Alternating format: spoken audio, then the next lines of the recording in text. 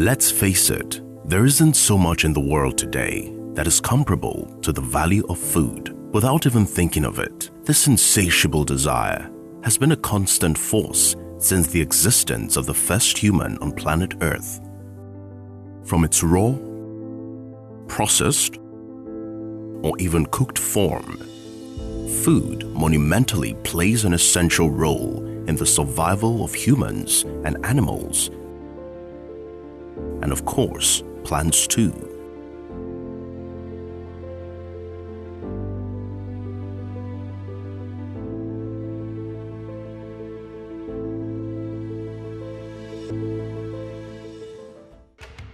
In Nigeria, agriculture has been one of the most relevant sectors of the economy, and why not? It produces a large chunk of the food in the country and remains the largest employer of labor, employing more than 36% of the labor force. It also contributed 26.95% of Nigeria's gross domestic product as of December 2020.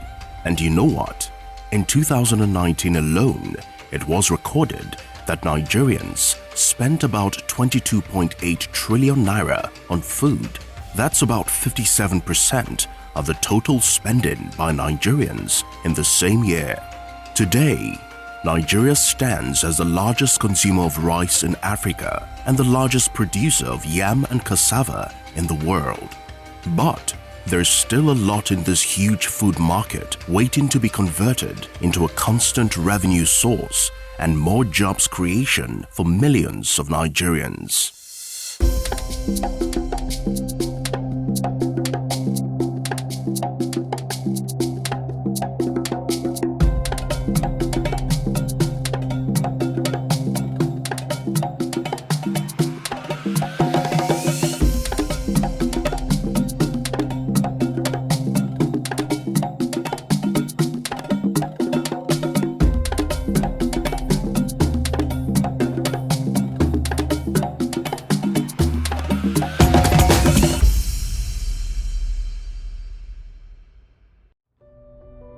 Once upon a time, before the discovery of oil in Nigeria, agriculture was the delight of everyone. The story is Nigeria used to be agro-dependent in the 50s, 60s, 70s, and we found oil and we abandoned agriculture. And I always say it's not unusual. We're not the only one that abandoned agriculture when we found oil. A lot of other countries did it. The difference is just that we never just woke up early to go back into agriculture to facilitate the agri sector with the oil money. And over the years, that has affected us. One of the challenges agriculture has faced in Nigeria over the past 5 decades is the dominance of oil in the economy. After what looked like an oil boom in 1970, Nigeria quickly shifted to the production and exportation of crude oil in commercial quantities, abandoning exports of agricultural products like granules, palm oil, palm kernel, cocoa, cotton, rubber, and so on. As a result, agricultural activities went through a major decline, which almost halted the growth of agriculture in the country. But as oil prices began to drop in the 1980s, the government and the people of Nigeria started realizing the economic importance of agriculture again. Gradually, agricultural activities began to experience growth. Agriculture has actually done well. According to what the National Bureau of Statistics have told us, report for last quarter of 2019, agriculture actually added almost 25% of the gross domestic product. That means a quarter of our economy is actually being developed by agriculture and a few other sectors. Largely, of course, will be oil and gas. It's quite plain and easy to see that it has grown tremendously over the years. With regards to production, thankfully, because of a lot of regulation on this side of the world, most of the crude implements used in farming have actually been replaced with things that are more fit for consumption.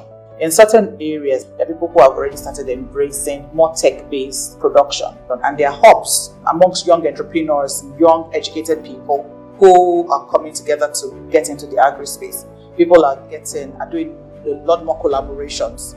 We've had a lot of activities in export. We've had a lot of activities in industrial production, whether it's livestock, whether it's crop. We have also had some inroads into aggregation, some other activity areas like aggregation and solutions for farmers to be able to boost their yields. Agriculture in Nigeria has gone through various phases of development. In the past few years, activities in the sector experienced an upsurge as a result of efforts from government, supports from different stakeholders, and investments from local and international investors to sustain the industry. To continue on this agricultural roadmap, tackle food insufficiency in the country, and diversify the economy away from oil, past governments initiated programs which at first were aimed at reviving agricultural activities in the country, then later to sustain the growth and evolution of the industry. Programs like Operation Feed the Nation, Green Revolution, National Accelerated Food Production Program, Agricultural Development Projects were some of the initiatives to recapture the heart of Nigerians back to agriculture. The aim, as I indicated then, is to make this nation self-sufficient in basic food needs during this cropping season. It is also hoped that the operation will impart to the whole nation a new sense of purpose and bring home to everyone the need for self-reliance and make Operation Feed the Nation a successful operation. Today, initiatives like the Anchor Borrowers Program by the CBN is taking center stage in giving even the rural farmers a new chapter of hope. So agriculture has been doing quite well. Talking about there's been a lot of support. That's why you're seeing all these funding initiatives, training initiatives, reviewing NAFDAC regulations, ease of doing business. All of that is targeted at ensuring that this succeeds.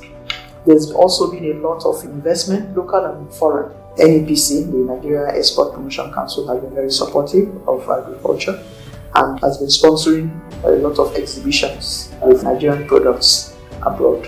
When President Obasanjo brought about the cassava revolution, there was a lot of awareness created by that singular initiative.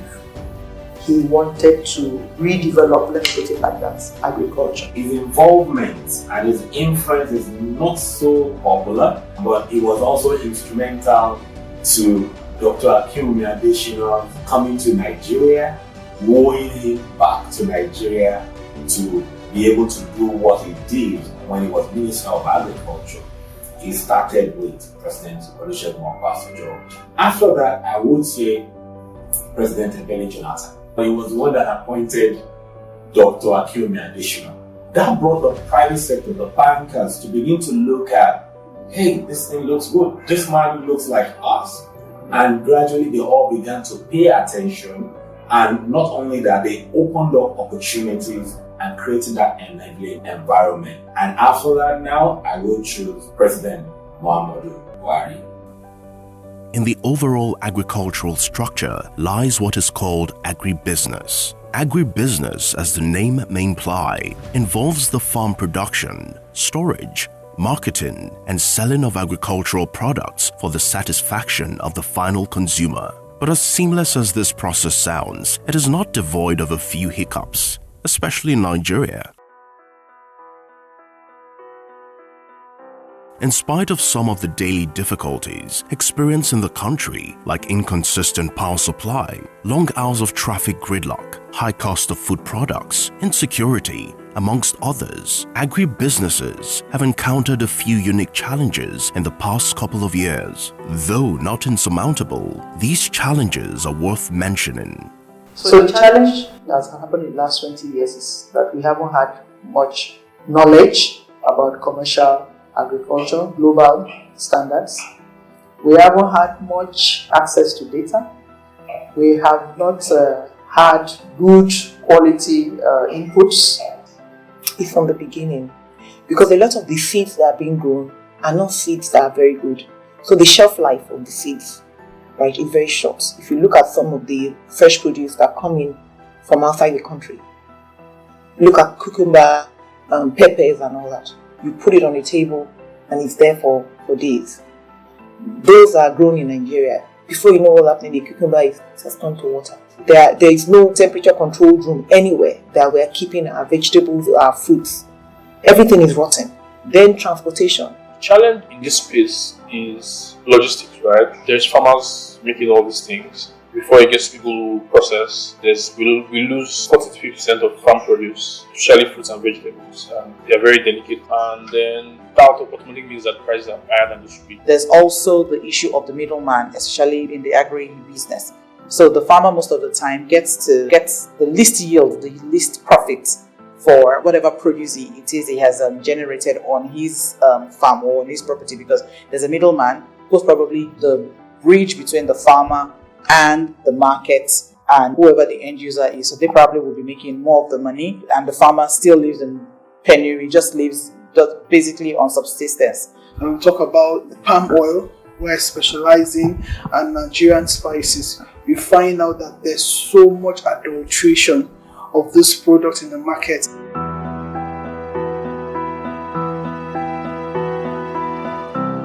Everybody is a challenge now. Even the farmers, some of them do not go right seed, do not do the right thing, do not do the right thing for their farm, and will not bring rubbish to you. It's because we don't have standards enforced. There are middlemen all over the world.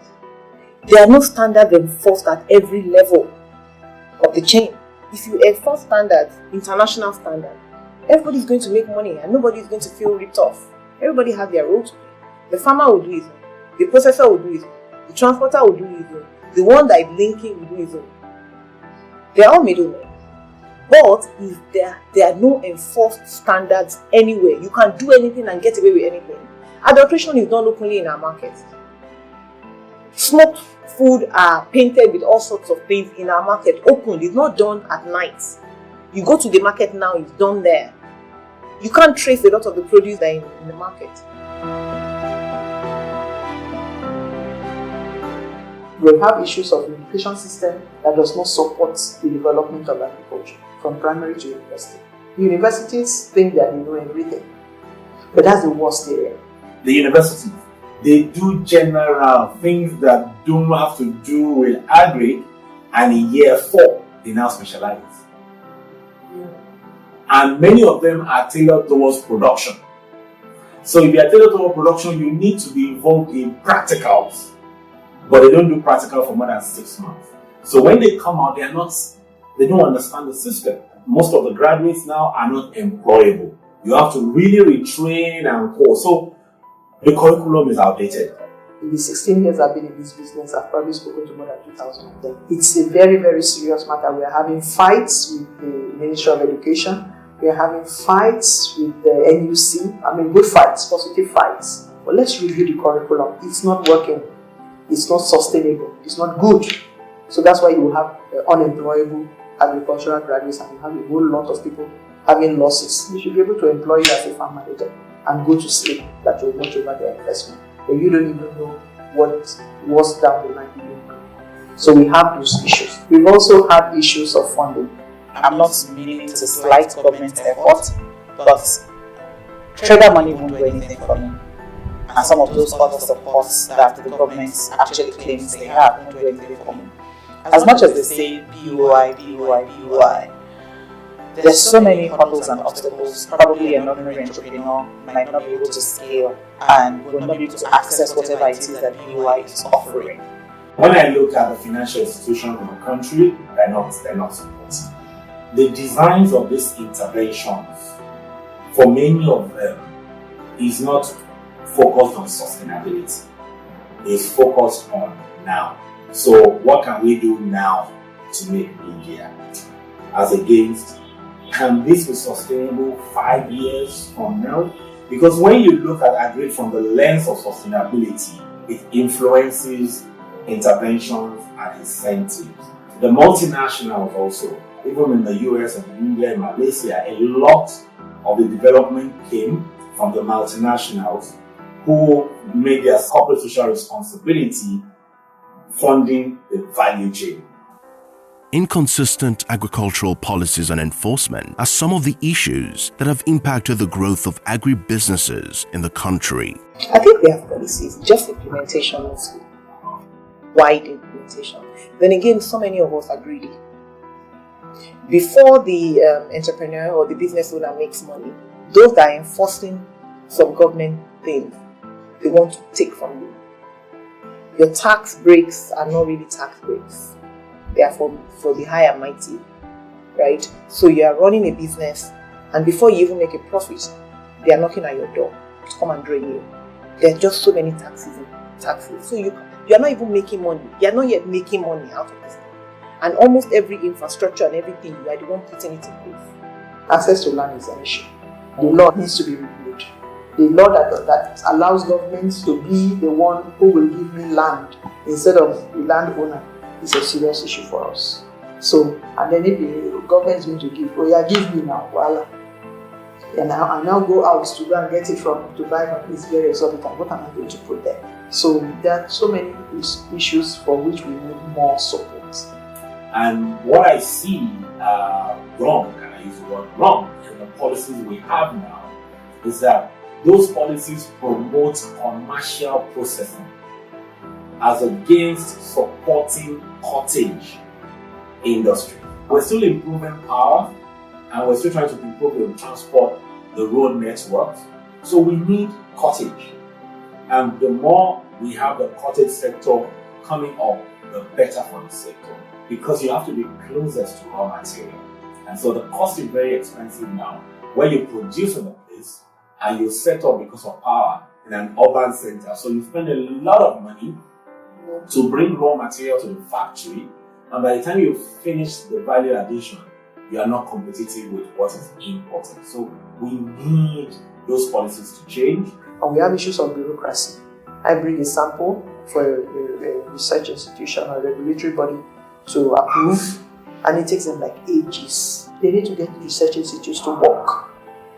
We should not be running this on our own. And may I let you know that what we are doing right now with this project, one of those research institutes probably has information and data on them, but we don't even know where to go. We don't know who to talk to. So all those research results that we have, who are they for? The thing is that we don't have people that understand.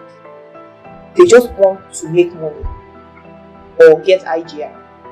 But before you get IGR, you have to have businesses that are viable. Because if I make money, I'll pay tax. I'll have more staff that will be paying personal income tax, right? Then the impact to the society is also another issue. With the farmers, they will be empowered. They will get money for their produce. They will be able to buy more. Like the chicken we're buying now. They want us to pay them immediately so they can go and buy day old and start another 6 weeks process. They will peak. Those are the things. If I'm growing, if my business is growing, they will grow. But the people in government need to understand that first, not want to drain us first. The government should provide us with better laws. Be consistent with policy. You can't tell us you have banned importation of rice one month. Another month you're telling them that rice can come in because people are under pressure that they are hungry. That doesn't show consistency. Because by the time you ban, a lot of people went to plant. And a lot of people set up factory to process. A lot of people set up warehouses, to store. A lot of people, there were a lot of things that happened when you banned. So when you now open I'm not talking about border again, because you banned.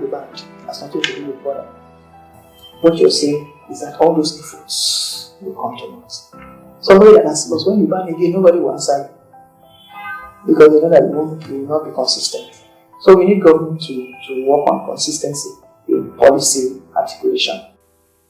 All across Nigeria, business opportunities lie dormant, waiting for some action to be taken on them. The agribusiness space offers quite a number of these business opportunities, like poultry farming, fish farming, food vending,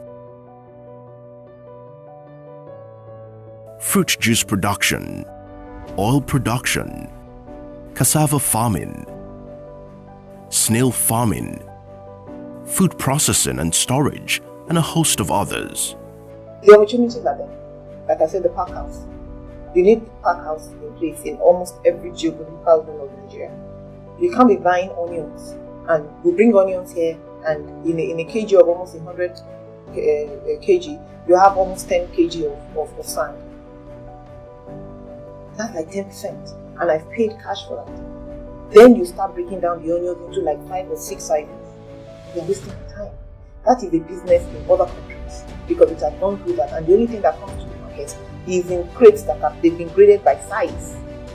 That is a business. That is like job creation in every part of the country. Then you are looking at cold chain, moving vegetables back and forth. This is the reason why we can't export most of these things. Because if we had all this cold chain in place, and if we had all these pack houses, we can export like Rwanda, Kenya, and all that. We export their fresh vegetables. We can't do that here. That is business. For the food agribusiness, the value chain is large. Let me talk about palm oil now. There are people that farm, there are people that process, there are people that buy to sell. So, like me, I didn't have a farm, so I started from buying from the farmers. There are also people that specialize in, after you've extracted your palm oil, you also have the palm kernel from there, you also have the palm nuts. That's another opportunity. There are people that use that, extract it for another product, and some people use it for export. In terms of produce, there really is not waste. There's nothing that goes to waste. Everything is recyclable, is renewable in one way, shape, or form. In my business, one of the sectors we partner with is people who are into animal husbandry, like people who raise pigs, for instance. After we have done our production, what is supposed to be our waste goes into feeding pigs. And these days we're now even partnering with people who are doing dry products from our pulp and from the waste. So even up onto the waste product, that after production and after the whatever it is you want to get has been extracted, there are still opportunities even with the so-called waste. The other thing that's maybe helping the industry go right now is people are more conscious of what it is now. So there's a lot of advocacy around healthy food options, around obesity and diseases that are non-communicable diseases. And so there's a lot of consciousness, and there's a growing request from people for healthy options, fruits, veggies, the balance there really. Many people who are tapping into the opportunities of even the storage opportunity, cold chain of supply. There's so many supply chains in between, and there's so many opportunities in the agribusiness. So, plug into the value chain. Are you wired? Are you an extrovert? You're a marketer. So, work with your personality traits. Work with what comes to you naturally. Work with what is in your environment, and look for a chain that you are good with that. So if you are giving to details, we need more data analysts in agri, especially in Nigeria. So we need more people who will go into branding. We need more people who will transform products and produce or commodities to brands. So the value chain of agriculture is big, from marketing, sales, HR. It's a different dynamics when you want to employ. We have people who specialize in providing inputs in terms of seeds, seedlings, in terms of good fertilizer, we know where to go. People have positioned themselves to say, I'm an expert in soil testing. They have laboratories that are accredited, globally accepted results that you can take samples to. So we are now having a lot more participation. People knowing that it's not everybody that has to plant. It's not everybody that has to rear any animal. So there are many other things you can do, and you are part of the industry. With increased awareness of the importance of sustainable food production, agriculture is rapidly growing as the mainstream sector for national income generation. But there's still a few untapped areas for food production, especially in Nigeria. One of such areas that is yet to be fully explored in the agribusiness space in Nigeria is dry freezing. Dry freezing is the process of removing ice or water from food products to increase their shelf life and preserve them for transportation or exportation. It is used to preserve fruits, vegetables, meats, dairy products, and other foods, except foods that contain oil. So what are some of the other untapped areas for agribusiness in Nigeria? So we still have a lot of areas that are not even touched at all. And for me, production, there are too many there. There are just too many. The current number of plantain farmers that we have in Nigeria, they are incredibly high. But if I tell you the things they are not doing, you will cry. Right now, I'm in a pilot project with a group of my colleagues. We came together to invest from like scratch to process the plantain and banana stand. You know, when they harvest the plantain, they simply cut the fruit off, cut the stand down, it drops. If I tell you about 40 products you can get from that stand, you'll be shocked. But if it was only the plantain, that's one product. Plantain plus 41 products. We need to get productive. But nobody was thinking there. The fabricators are not thinking. You know, machine people are not thinking.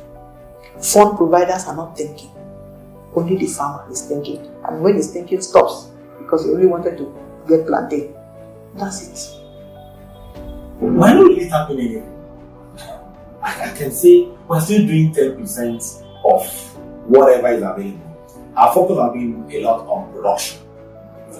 Say corn, say tomatoes. So we produce tomatoes, but we don't produce quality tomatoes. So you now look at how come tomato is wasting? How come there's a lot of post-harvest loss? It's because we've not touched value addition. We've not heavily harnessed improved variety seeds or hybrid seeds. Because when you have hybrid seeds that is well produced, you find out that you have a longer shelf life. Have we touched fertilizers? No. Have we touched organic fertilizer? No. Tell me something that is made in Nigeria that is everywhere. Fertilizers, nothing. Logistics, transportation, as simple as it sounds, just moving farm produce. I'm not even talking about bad roads. Railway happens to be the cheapest form of movement, transportation of agricultural products. In Nigeria, just like in many other parts of the world, large agricultural activity takes place in the rural areas. But the market is in the urban areas. So you need to have affordable transportation that can move those goods from the rural area to the market, which is in the urban area. And railways happen to be the most affordable. We don't have that in Nigeria. So we have to pay, for trucking on bad roads, bad trucks, crazy drivers. That's why we need the railways. And and it's only government, except there's regulation. That is why we're talking about the policies now. If we had policies that government, you take care of tracks, let private sector take care of coaches, give them routes, just like you do the airplanes, deregulate it. And you discover that a lot of these issues that we're discussing that happens in terms of the problems we have with logistics will actually be less.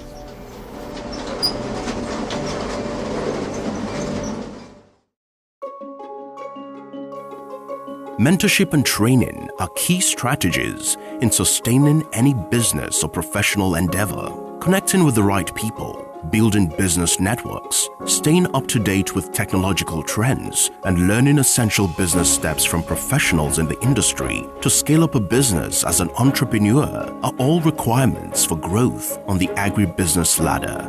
Whether at the ideation level or an already established business, Fate Foundation has continued to train and impact entrepreneurs with the required knowledge in every stage of their business journey. I, at the time, had a 6-month-old, and he was transitioning from being exclusively breastfed to eating solid. And I really wanted to feed him with what I could trust and what I could guarantee was well produced. And that was what drove me into the space. I decided to find some knowledge. And one of the things I did was I joined the Scale Up Lab, or Fate Foundation, the NutriPage Scale Up. And that's what shaped me. I've gone from being the mom who just wanted to feed her son healthy meals to be able to put healthy fruit juices on tables across thousands of homes. The moment I discovered that it was going to become a business that was bigger than what I thought, I needed to equip myself. I needed to have very good knowledge of the business environment. And so I took myself to Faith Foundation. And I participated in the AEP 21 program. And it was fantastic. A lot of the things I thought I knew, I discovered that I didn't know. It was one of the best decisions I made. For me, a shift was when I attended Faith Foundation in 2006. I was in the Aspiring Entrepreneurs Program, which shaped my perspective. I don't come from a family of entrepreneurs. I don't come from a family of business owners. So it was difficult getting structure, getting my pricing right. So the first year was in and out until I had a mentor, Mrs. Saudat Salami, who introduced me to Faith Foundation. I registered for the program and it took a new level. As a web developer at the time, I just thought to build a website so that the customer and the supplier can, engage, and we would facilitate in between. And that was what I wanted to do. Then, of course, I started. That was in 2001 actually, but it took me about 4 years. 4 years to be able to get myself together. What made me get myself together was Faith Foundation. I went for entrepreneurship course in Faith Foundation. They gave me the basics to running a business. And after that course, I didn't stop my business again. I was starting and stopping for 4 years. After the entrepreneurship class, AEP, I knew exactly what I wanted to do. And that sustained me. And that has sustained me till today. So what does the future hold for the agribusiness sector in Nigeria? The future for this sector for me is very bright. But what we just need to do is to put our money where the mouth is and put the structure in place. And it's going to take a lot because it's a huge investment. So you need to build a system where the farmers are supplying a pack house, right, a processing plant, so that from that point to be packed and delivered. And those are huge investments all over the place. Even tech investors are not looking at putting those kind of structures in place because they expect you to have those structures in your country. So we need the government to fund those kind of structures. The way they are funding silos, we should be able to fund cold rooms and pack houses at different points of the country. And I wish the government will look and see that there's so many opportunities, there's so many untapped spaces, not just the government, even private individuals, people who are looking into tech businesses to invest in. So how about look around at some clusters of businesses, of agribusinesses. Okay, this is the cluster I want to invest into. These are the numbers, these are their books. Okay, let me see what it is we can put in and how we can grow this, scale this up considerably to be able to, because in the agribusiness, it's a volume business. So you are going to be making your profits based on volume. And so if you are able to put in a lot of money into it and scale up to that, to sell that volume, you will make your, whatever it is you have invested twice and more in a very short period of time. There's need for more collaboration, the bigger companies and the smaller businesses, around technical support for smaller businesses. There should be more collaboration around innovation in the space, around that's within the private sector. I think the players should build a good ecosystem, have access to the farmers so that we can cut off adulteration. I think we need to be more strategic, we need to be more innovative. We really cannot be we can't come out with any success except we think differently. Collaboration is the way to go. Because this 100% of nothing, because I don't want to share, is not helping us. I would rather have 2% of something than 100% of nothing. And there should be a lot of cohesion, there should be a lot of synergy, and we should do some deep thinking. We should be able to find people of like-minds, where communal interest is bigger than individual interest. Until we get there, we will not be able to grow. Staying relevant in any sector would, of course, require constant learning of the intricacies involved. But there's always a place for advice from people who have been on the path before us. Irrespective of age or social status, these people are like the head that carries the crown. And just like an African proverb says, no matter how old a man is, he remains a child to his parents. Alternatively, no matter how old an inspiring entrepreneur is, they need some advice from people who have been there before them. The first thing should be training. That's the mistake I made. Yes, we all have this dream, we all have this big vision, but before you venture into it, try and get the training. And second, have a mentor. Have a mentor in your space, in the sector where you play. So young people need to see agriculture beyond farming. There are so many other areas. Then when you now come into the business, you start small. You dream big. That even this small that I'm starting, this is where I'm going. Work with your strengths. Work with your makeup. Everybody and anybody can get in the agribusiness value chain. Not everybody can be a producer. So for the people that are coming behind, I want them to come with the mindset of technology to help to solve problems, not technology for technology's sake. What problem are you using your technology to solve? Who are those that are going to be impacted? And are you delivering? And we need to start understanding that. And I think the youth of today can understand that if they are well directed.